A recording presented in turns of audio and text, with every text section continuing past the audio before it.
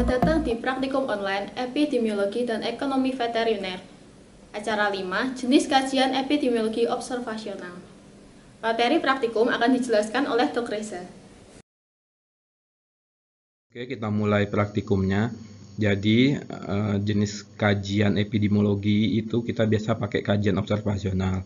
Sebenarnya kalau jenis kajian itu ada 3, yaitu ada kajian eksperimental, kajian teoritis, dan tadi kajian observasional. Nah, kalau untuk epidemiologi ini kita biasanya pakai kajian observasional. Kajian observasional ini digunakan untuk mengetahui faktor resiko dan memperkirakan efek kuantitatif dari berbagai komponen penyebab yang memberikan kontribusi terhadap munculnya penyakit. Kajian observasional ini biasanya ya kita seperti melakukan suatu observasi. Jadi observasi itu meliputi pengumpulan data, pengamatan, dan pencatatan secara sistematis. Kalau untuk kajian observasional ini kan ada 2, yaitu untuk menyidik aras dan menyidik penyebab penyakit. Untuk menyidik aras itu ada survei, ada kajian longitudinal, sedangkan untuk menyebab penyakit itu ada kajian interseksional, kajian kohort, dan kajian kasus kontrol.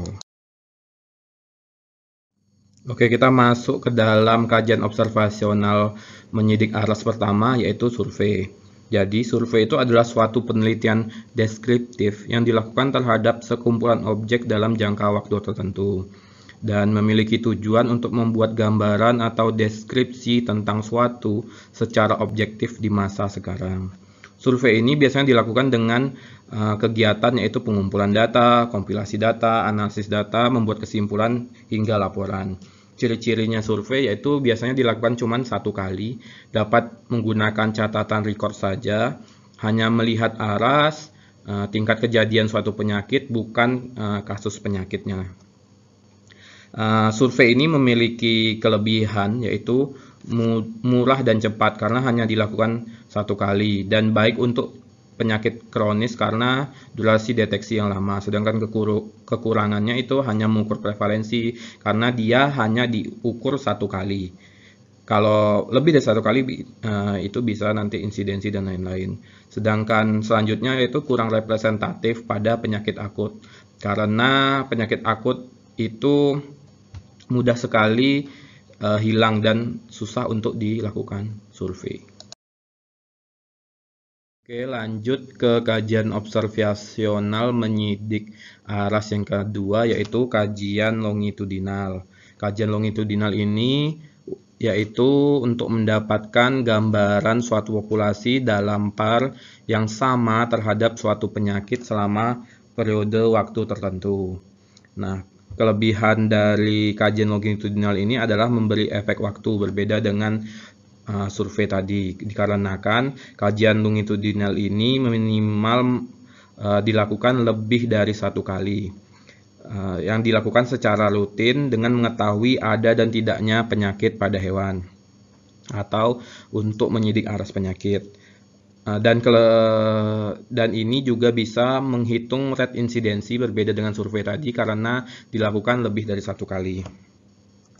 Kelebihan dari kajian longitudinal ini dapat mengukur prevalensi dan insidensi, dapat mengukur penyakit kronis dan akut karena tadi lebih dari 1 kali pengujian.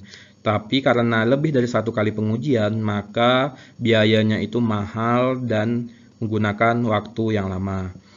Kajian longitudinal ini dapat digunakan untuk menghitung tadi prevalensi, insidensi, dan juga data yang dikumpulkan adalah hewan yang sakit atau tidak, sifat hospes seperti umur, jenis kelamin, bangsa, dan lain-lain, serta faktor lingkungan dan agen. Ini adalah tabel perbedaan dari menyidik aras penyakit yang survei dan longitudinal. Survei ini bisa dilihat di tabel ini, perbedaan dari survei dan longitudinal. Untuk pemilihannya, survei itu N saja atau sampel saja, sedangkan longitudinal bisa lebih besar yaitu sifatnya populasi. Mungkin N saja juga bisa. Untuk pengujiannya, survei itu hanya 1 kali pengujian, sedangkan longitudinal itu lebih dari 1 kali. Untuk tingkatnya yaitu bisa menghitung prevalensi survei, sedangkan longitudinal karena lebih dari 1 kali tadi dia dapat dihitung prevalensi dan insidensi. Waktunya survei itu sangat pendek biasanya karena cuma 1 kali, dan longitudinal itu lama. Dan efeknya juga karena waktunya pendek jadi lebih murah, dan longitudinal ini karena waktunya lama jadi mahal. Status pengukurannya hampir sama, yaitu mengetahui faktor positif dan faktor negatif, sedangkan status penyakitnya untuk mengetahui penyakit dan yang tidak sakit. Oke, kajian selanjutnya yaitu kajian kasus kontrol. Kajian kasus kontrol ini merupakan case reference atau case history. Kajian ini merupakan kajian retrospektif atau backward. Kajian kasus kontrol cocok digunakan untuk menguji hipotesis etiologi untuk penyakit yang langka.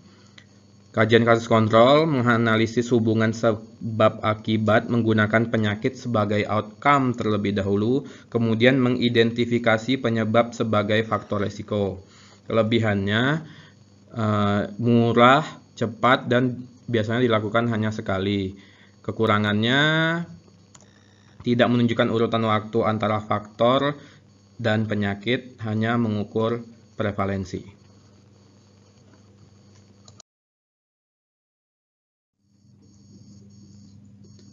Jadi dari tabel ini bisa kita lihat yang pertama diketahui yaitu adalah D positif dan D negatifnya. Baru dicarilah faktor penyebab penyakitnya itu apa.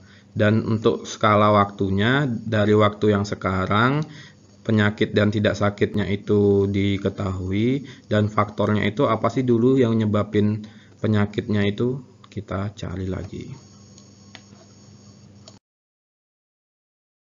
Kajian observasional selanjutnya yaitu kajian kohort. Kajian kohort merupakan penelitian epidemiologi yang paling baik dalam menghubungkan antara faktor resiko dan penyakit. Penelitian kohort digunakan untuk mempelajari dinamika korelasi antara faktor resiko dan efeknya. Kajian kohort disebut kajian follow up, insidensi panel, atau prospektif karena dia itu maju ke depan. Ciri-cirinya yaitu di awal kajian itu tidak ada hewan yang sakit. Kelebihannya dan kekurangannya dapat mengukur prevalensi dan insidensi, dapat membedakan faktor resiko, serta memberikan urutan kejadian. Sedangkan kelebihannya karena waktu yang sangat lama, jadinya mahal dan tenaganya besar. Sering terjadi bias apabila sampelnya mati, dijual, atau hilang. Seperti pada tabel ini kita lihat tidak mencari yang penyakit atau tidak sakitnya duluan, yaitu kita mencarinya faktor positif dan faktor negatifnya duluan. Baru dia itu nyebabin sakit atau tidak. Sedangkan kalau kajiannya seperti yang diketahui, jadi faktornya itu waktunya sekarang atau dia itu maju ke depan. Baik yang masa lampau atau kini. Jadi faktornya itulah yang kita cari dapat menyebabkan penyakit di akan datang. Lanjut, kajian yang terakhir dalam kajian observasional ini adalah kajian lintas seksional. Kajian lintas seksional merupakan kajian sederhana yang paling sering dilakukan atau sangat mudah sekali dilakukan. Kajian ini umumnya dimanfaatkan untuk merumuskan hipotesis atau hubungan kausal yang diuji oleh kajian analitik lainnya, misalnya kajian kohort dan kasus kontrol. Kajian lintas seksional bersifat non-direksional dan sebagai rancangan waktu yang sekarang atau at a point of time. Kajian lintas seksional memberikan prevalensi penyakit, bukan insidensi penyakit. Ciri-cirinya yaitu langsung membandingkan dua kelompok sekaligus, yaitu antara sakit dan tidak sakit, dan tidak diberi faktor sama faktor.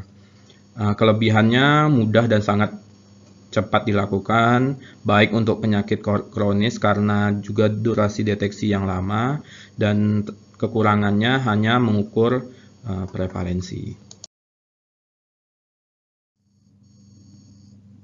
Oke, seperti yang kita lihat, yang pertama kali diketahui biasanya hewannya atau jumlah sampelnya atau N-nya.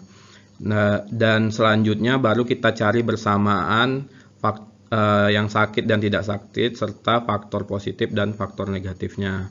Seperti yang kita ketahui tadi, jangka waktu yang kini atau at a point of time, maka kajian ini kita cari berbarengan antara faktor yang tidak sakit dan penyakit, faktor tidak sakit dan penyakitnya itu apa. Ini adalah perbandingan dari 3 kajian di atas, yaitu kajian lintas seksional, kasus kontrol, dan kohort. Untuk pemilihannya, kalau lintas seksional itu biasanya N-nya saja atau sampelnya saja, kasus kontrol itu adalah D positif dan D negatif atau yang sakit dan tidak sakit. Sedangkan pemilihan kohort yaitu yang terdedah dan tidak terdedah dalam yang tidak sakit. Jadi awalnya itu tidak sakitnya dulu. Oke, selanjutnya lintas seksional itu dan kasus kontrol dia hanya 1 kali pengujian, sedangkan kohort itu lebih dari 1 kali pengujian. Pengukurannya, lintas seksional itu semuanya yang diukur, yaitu faktor terdedah dan tidak terdedah, yang sakit dan tidak sakit. Selanjutnya, pada kasus kontrol yang diketahui atau yang diukur itu adalah faktor positif dan faktor negatif.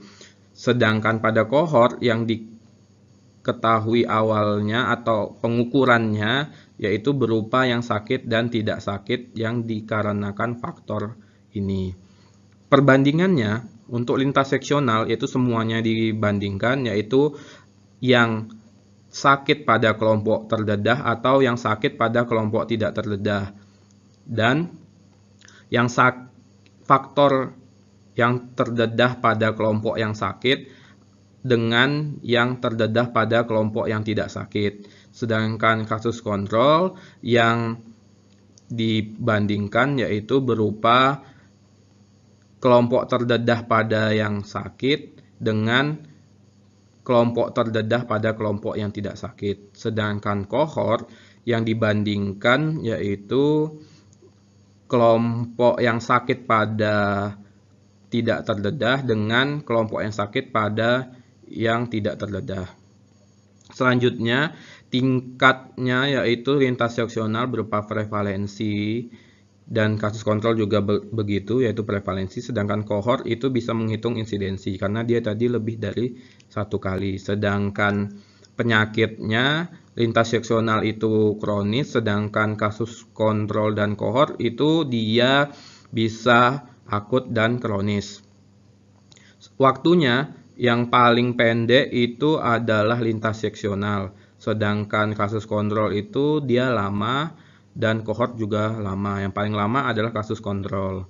Selanjutnya biaya yang digunakan lintas seksional itu tidak mahal, sedangkan paling mahal itu kohort karena dia lebih dari 1 kali pengujian. Untuk absensi, jangan lupa jawab pertanyaan di bawah ini. Jawab sesuai format yang telah disediakan di deskripsi. Oke, terima kasih. Demikianlah penjelasan tentang kajian observasional. Saya kembalikan ke Ratih. Terima kasih telah mengikuti praktikum online acara 5. Jangan lupa absensi sesuai format yang ada di deskripsi ya. Sampai jumpa di video simulasi praktikum.